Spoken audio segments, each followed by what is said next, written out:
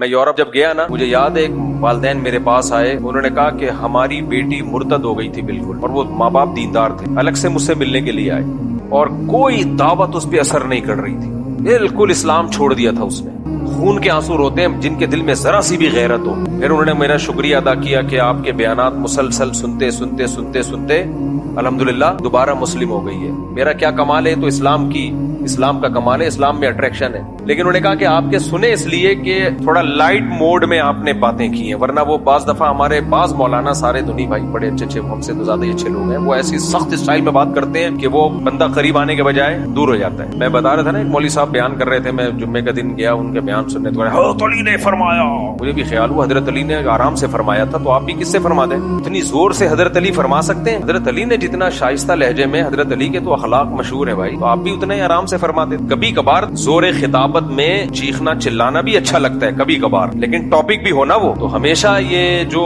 دلائل کی بات آسان انداز سے ہی، مدلل انداز سے ہی ہونی چاہیے۔ خیر، تو نوح علیہ الصلوۃ والسلام، لوط علیہ السلام کی بیوی صحبت کی وجہ سے، ماحول کی وجہ سے خراب ہوئی۔ جب مجھے کہتے ہیں نا لوگ، مفتی صاحب میں لندن آیا تھا اپنی باپردہ بیوی کو لے کے، اس نے مجھے کہا کہ مجھے جاب کی اجازت دو، میں نے کہا چلو ٹھیک ہے، انسان تنگ نظر نہیں ہونا چاہیے، براڈ مائنڈیڈ ہونا چاہیے، تو میں نے اجازت دے دی۔ اب وہ میرے ہاتھوں سے نکل گئی، وہاں کسی گورے پہ عاشق ہو گئی ہے۔ سب عورتیں ایسی نہیں ہوتی بھائی، بہت ساری نیک خواتین جاب کر رہی ہیں، لیکن بہت سی ہو بھی جاتی ہیں۔ تو میں اس کو مثال دیتا ہوں لوط علیہ السلام، تو بھائی پیغمبر اپنی بیوی کو نہیں بچا سکے اور تو اس ماحول میں اجازت دے رہا ہے جا کے۔ یہ سارا مسئلہ کھڑا ہوتا ہے جب قناعت ختم ہو جائے، زیادہ کی ہوس۔ پہلے فیصلہ کرو کہ اگر سب کچھ پیسہ ہی ہے تو کم بختوں پھر شادی کرتے کیوں ہو؟ اگر سب کچھ پیسہ ہی ہے، دیکھو کچھ لوگ تو اس لیے شادی کرتے ہیں کہ وہ پیسہ ہے، ان کا تو ہدف ہی کیا ہے؟ دولت۔ ان کی بیگم اگر کھسک بھی جائے تو ان کی صحت پہ کوئی فرق نہیں پڑتا۔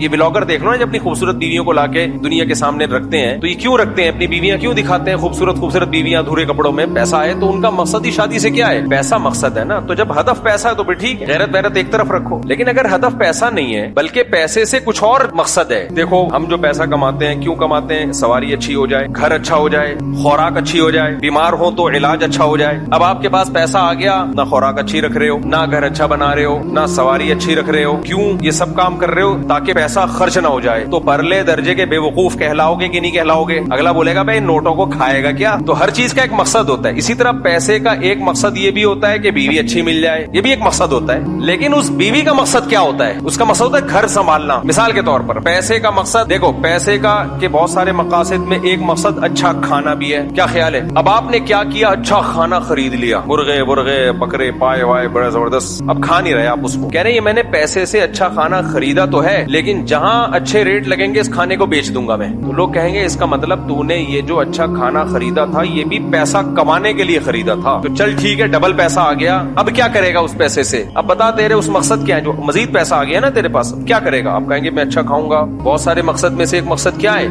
اب اور اچھا کھاؤں گا میں۔ بھائی پہلے میں نے نہاری خریدی تھی، لیکن جب مجھے اچھے ریٹ مل رہے تھے میں نے کسی کو پہنا دی وہ، اب میں اس سے اور اچھا کچھ خرید لوں گا، تو اب آپ نے اور اچھا خرید لیا۔ اب جب اور اچھا خریدا تو ایک اور کسٹمر آیا، وہ ڈبل پیسے دے رہا ہے، اس کو پہنا دیا۔ لوگ کہیں گے اب اس پیسے سے تیرا مقصد کیا؟ کہنے تھا کہ اور اچھا کھاؤں میں، تو کم بخت کھائے گا کب؟ یہ تو پہنائے جا رہا ہے، تو کھائے گا کب؟ تو آپ کہہ رہے ہیں بھائی پیسہ بہت بڑی طاقت ہے، تو طاقت ہے جب اس سے کچھ کھا تو پیسے کے مقاصد میں گاڑی ہے، اب گاڑی آپ نے خریدی، فوراً پہنا دی کسی کو، چلا نہیں رہے اس کو، پھر خریدی پہنا دی، تو لوگ کہیں گے تیرا گاڑیوں کا بزنس ہے، تو اپنے لیے بھی تو کوئی گاڑی رکھ۔ اپنے لیے نہ تو گاڑی رکھ رہا ہے، نہ تو گھر بنا رہا ہے، نہ تو کھانا اچھا کھا رہا ہے، تو اس کا مطلب تو پیسے کو خدا سمجھتا ہے۔ تو خوب سمجھ لو، جیسے پیسے میں یہ ساری چیزیں مقصد ہوتی ہیں، تو پیسے سے ایک مقصد یہ بھی ہوتا ہے کہ شادی ہو جائے میری مناسب جگہ پر۔ غریب آدمی کو کوئی دیتا ویتا نہیں ہے آج کل، اور دے بھی دے تو خرچے پورے ہونا مشکل ہو رہے ہوتے ہیں اس کے لیے۔ تو آپ نے پیسہ کمایا کہ یار شادی ہو جائے گی، نفقہ آسانی سے اٹھا لوں گا میں۔ اب اس شادی جب آپ کی ہوئی ہے تو شادی سے جیسے کھانا جب آپ نے خریدا تھا تو اس کا مقصد کیا تھا؟ اس کو بیچنا یا کھانا؟ کھا نہیں رہے تو کس کام کا ہے وہ کھانا بھائی؟ تو ایسے جب آپ کی شادی ہوئی تو وہ کس کام کے لیے تھی؟ گھر بسانے کے لیے یا وہ بھی کمانے کے لیے؟ اگر اس کو بھی گھر سے باہر ہی بھیجنا تھا تو اس تکلف کی ضرورت کیا تھی یار تمہیں؟ مجھے لگتا ہے یا تو آپ پاگل ہو گئے یا میں پاگل ہو گیا ہوں، کیونکہ میں پوری دنیا میں جاتا ہوں تو میری سوچ کے خلاف ہی لوگ نظر آ رہے ہوتے ہیں۔ بیگم بھی جاب کر رہی ہے، شوہر بھی جاب کر رہا ہے، رات کو دونوں کی ملاقات کے سلسلے میں حاضر ہو جاتے ہیں۔ کوئی مجبوری ہو تو ایک الگ بات ہے بھائی، بھوکا مر رہا ہو تو ایک الگ بات ہے، لیکن تو پیسے والے لوگ یہ کام کر رہے ہوتے ہیں۔ ابے تو تم نے کیوں کیے؟ تو کمانے کے لیے لیے کیا ہے تو وہی ہو گیا کھانا خریدا اور کھانے کے بجائے بیچ دیا اس کو. اس کا مطلب تم نے خریدا تھا کھانے کے لیے نہیں بلکہ کمانے کے لیے خریدا ہے. کمبختوں کو یہی نہیں پتا چل رہا کہ یہ ہوتی کیوں ہے شادی, کس سلسلے میں ہوتی ہے یہ. بھائی یہ اس سلسلے میں ہوتی ہے گھر سنبھالے, بچے پیدا کرے, وہ نسل بڑھائے آپ کی, وہی کام نہیں ہو رہا, باقی سارے کام عورت سے لیے جا رہے ہیں. تبھی شادی میں پہلے دیکھا جا رہا ہے کہ ڈاکٹر ہو اور انجینئر ہو اور فلانا ہو اور ڈمکانی ہو, پھر جب وہ جوتے لگاتی ہے نا شادی ہونے کے بعد کہتے ہیں میں تو بڑی پڑھی لکھی خاتون سے شادی کی. پڑھی لکھی ہونا بالکل ایک ڈفرینٹ چیز ہے, گھر سنبھالنا بالکل ایک ڈفرینٹ چیز ہے. اس کا پڑھائی سے کیا تعلق ہے؟ بایولوجی میں وہ اس نے یہ پڑھا کہ گھر کیسے سنبھالا جاتا ہے. اب میڈیکل سائنس کی کتابوں میں شوہر کے حقوق نام کی کوئی چیز اس نے پڑھی ہے ڈاکٹر نے؟ مجھے وہی لگتا ہے یا تو آپ پاگل ہو گئے یا دونوں میں سے کوئی ایک پاگل ہے. مجھے ایک بات بتاؤ, وہ ڈاکٹر ہے, کرو ڈاکٹروں سے شادی کرو, منع نہیں کر رہا, ایجوکیٹڈ ہے, ہو سکتا ہے کچھ کبھی بیمار ہو گئے تو آپ کبھی گٹی کبھی کا لگا دے. سوال یہ پیدا ہوتا ہے کہ میڈیکل سائنس میں اخلاق سکھائے جاتے ہیں, شوہر کے حقوق. گھر آپ نے جب نکاح کیا تو گھر چلانے کے لیے, دوبارہ سے اس مقصد کو, تب مقصد نظر سے اوجھل ہونا شروع ہو جاتا ہے. لوگ بھول ہی گئے ہیں کہ یہ کس سلسلے میں یہ کام شروع ہوا تھا. ونس اپون اے ٹائم اتنا پروپیگنڈا ہو گیا ہے نا.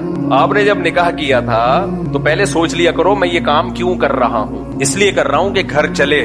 تو گھر چلنے کے لیے, گھر بھی ایک چھوٹی سی ریاست ہوتی ہے جس میں شوہر سربراہ ہوتا ہے, باقی سب لوگ کیا ہوتے ہیں, ماتحت ہوتے ہیں. اور ان ماتحتوں میں ابھی نسل تو بعد میں آئے گی, سب سے پہلے ماتحت کون ہوتا ہے؟ بیگم ہوتی ہے. تو اس کو پتا ہونا چاہیے کہ سربراہ کے کیا حقوق ہیں, اور آپ کو پتا ہونا چاہیے کہ اس کے کیا حقوق ہیں. اور پھر گھر میں اچھا ماحول بنے تو شکر گزاری کا جذبہ وغیرہ وغیرہ. یہ تو پوری لمبی چوڑی ڈیٹیل ہے, یہ میرا ٹاپک نہیں ہے. تو بیچ میں گریوی آ گئی. میں امریکہ میں گریوی کہہ رہا تھا, وہ امریکن جو وہیں پیدا ہوئے ہیں نا پاکستان میں, کہتے ہیں گریوی کیا ہوتی ہے. میں نے کہا کراچی چھوڑ دیا, گئے کام سے. جس کو گریوی کا نہیں پتا اس کو کیا فائدہ یار زندگی. یہ نقصان ہوا ہے کراچی چھوڑنے کا. گریوی بھول گئے, پتلی گلی بھول گئے. بھائی قرضہ ہم جب لیتے ہیں تو جب بندہ لینے کے لیے آئے تو ہم کہاں سے نکلتے ہیں؟ پتلی گلی سے نکلتے ہیں. بھول گئے سب پتلی گلی کیا ہوتی ہے. وہاں ہے پتلی گلی ہے ہی نہیں, لہذا قرضہ لے کے بھاگنے کا چانس ہے ہی نہیں. خیر ہمارے یہاں جب تبلیغ والے گشت کے لیے جاتے ہیں نا تو بھی کہاں سے نکلتا ہے وہ بندہ؟ پتلی گلی سے. گندی گلی بھی کہتے ہیں اس کو, پتلی. سارے محلے والے اس میں اوپر سے کچرا ڈال رہے ہو. دوبارہ میں اسی بات کی طرف آ. اب ڈاکٹر چاہیے, مجھے انجینئر چاہیے, مجھے فلانی چاہیے, مجھے ڈمکانی چاہیے. کمبخت تو کیوں کر رہا ہے یہ سب؟ گھر چلانے کے لیے اگر چاہیے تو بایولوجی کی کسی کتاب میں گھر چلانے کا طریقہ, میڈیکل سائنس کی کسی کتاب میں گھر چلانے کا طریقہ نہیں لکھا ہوا. یہ پڑھا ہی نہیں ہے اس نے, تو گھر چلے گا کیسے؟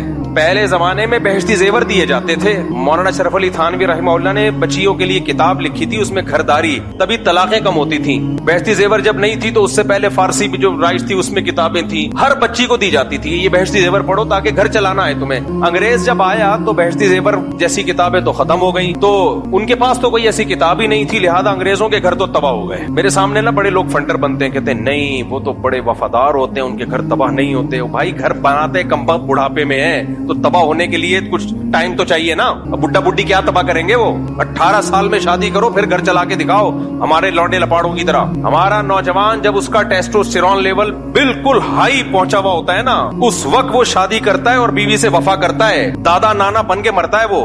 گورا یہ ظرف دکھا دے, اور عورت بھی وفا کرتی ہے اپنے شوہر کے ساتھ, ان میں نہیں ہے یہ ظرف. وہ سارے ادھر ادھر سب سارے تجربے کر کے 50 55 60 سال میں جا کے بھی سب نہیں کر رہے ہوتے. کچھ لوگ کہتے ہیں چلو شادی بھی کر لیتے ہیں. گھر بار ان کا ہے ہی نہیں تو وہ کہاں سے کتابوں میں پڑھائیں گے بھائی گھر کیسے بچایا جاتا ہے, گھر چلانے کے سسٹم کیا ہوتا ہے. اب ہمارے یہاں مسلمانوں میں بھی یہ چیزیں آ رہی ہیں, ان بیچاروں کو یہ پتہ ہی نہیں چل رہا کہ یہ اللہ نے یہ نظام بنایا کیوں ہے. کہہ رہے ہوتے ہیں ہمیں ڈاکٹر چاہیے, ہمیں فلانی چاہیے. بھائی انسان کی بچی ہونی چاہیے. مرد میں تو پھر بھی یہ ضروری اس لیے ہے کہ وہ کماتا ہے تو کچھ ہوگا, ہنر تو کمائے گا نا. عورت میں تم نے کیا کرنا ہے؟ باقی تعلیم دو عورت کو, 100 دفعہ دو, ہم نے منع نہیں کیا, لیکن گھر اس تعلیم سے نہیں چلے گا. یہ ذہن میں رکھنا. بچیوں کو ڈاکٹر بھی بناؤ, انجینئر بھی بناؤ, سائنٹسٹ بھی بناؤ, 100 دفعہ بناؤ, ہم اس کے خلاف نہیں ہے, لیکن یہ توقع مت رکھنا کہ یہ سائنٹسٹ بن جائے گی یا انجینئر بن جائے گی یا ڈاکٹر بن جائے گی تو یہ گھر اچھی طرح چلائے گی, بچوں کی اچھی تربیت کر لے گی.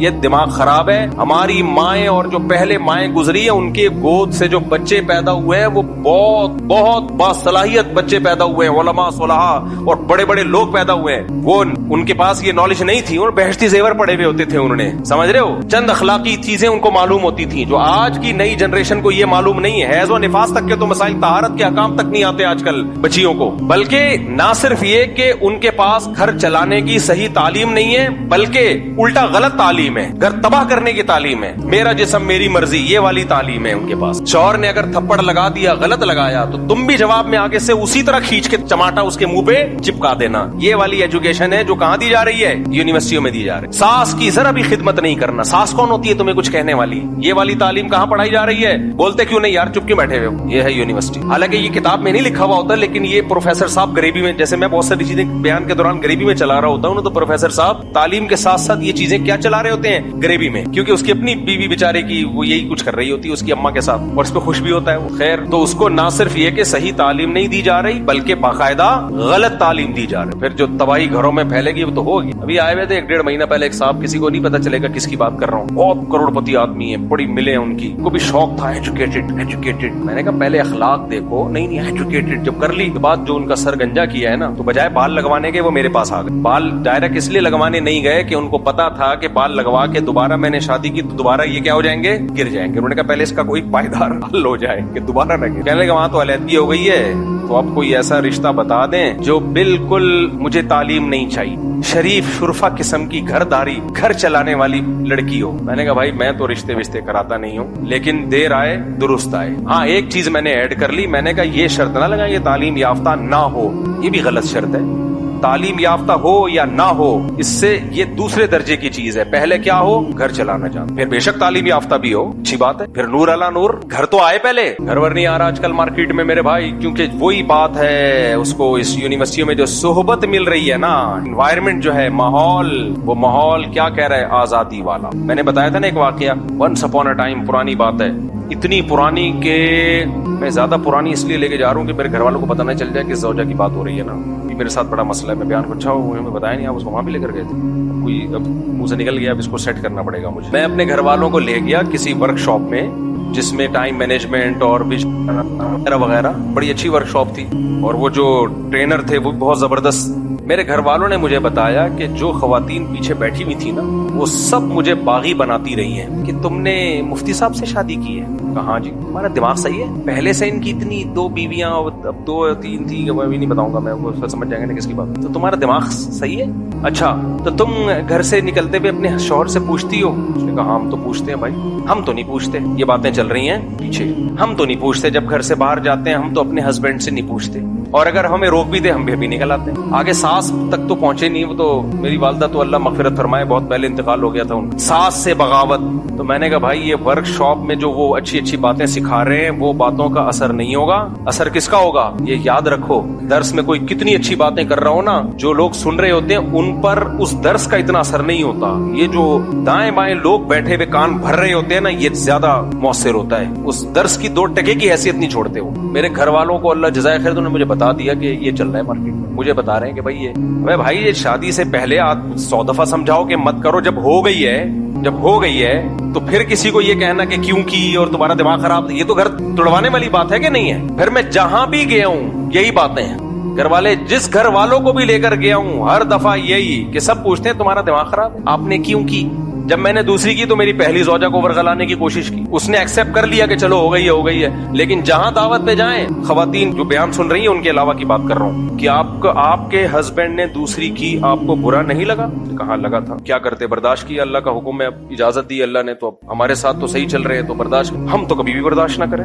آپ میں کوئی کمزوری ہوگی یقیناً, ورنہ میاں کا دل ایسے نہیں ہے کسی عورت کی طرف جاتا. عورت میں, حالانکہ میں چیخ رہا ہوں بھائی کوئی خرابی نہیں ہے, بس اجازت دی اللہ نے. اتنا میں جب کہیں سے دعوت پہ آتا میرے گھر میں جھگڑا ہوتا. کیوں, باہر کا ماحول کیا بنا رہا ہے, باغی. سمجھ میں نہیں آ رہی بات. آپ حقوق کی لائن لگا دو, محبتیں بچھا دو, آپ یہ ثابت کر دو کہ بھائی کسی سے محبت میں کوئی کمی نہیں ہوئی ہے. لیکن باہر کا جو انوائرمنٹ ہے وہ دوسری شادی والا نہیں ہے, وہ دوسری شادی کو برا سمجھنے والا ہے. وہ ماحول کیا کرے گا, خراب. میں اتنا پریشان ہوا تھا کہ یار میں کہاں, میں سعودیہ لے کے بھاگ جاؤں. تو یہ بھی ایک فائدہ ہوا ماحول سے. مجھے یاد ہے ایک دفعہ گلشن اقبال میں ہم رہ رہے تھے, تو وہاں کوئی خاتون تھی جو سعودی عرب میں رہ کر آئی تھی. انہوں نے گھر والوں کو بتایا تو نارمل ہے سعودی عرب میں, کوئی اتنی ٹینشن کی بات نہیں ہے. وہاں کیا ہوا, حالات بہتر ہونا شروع ہو گئے.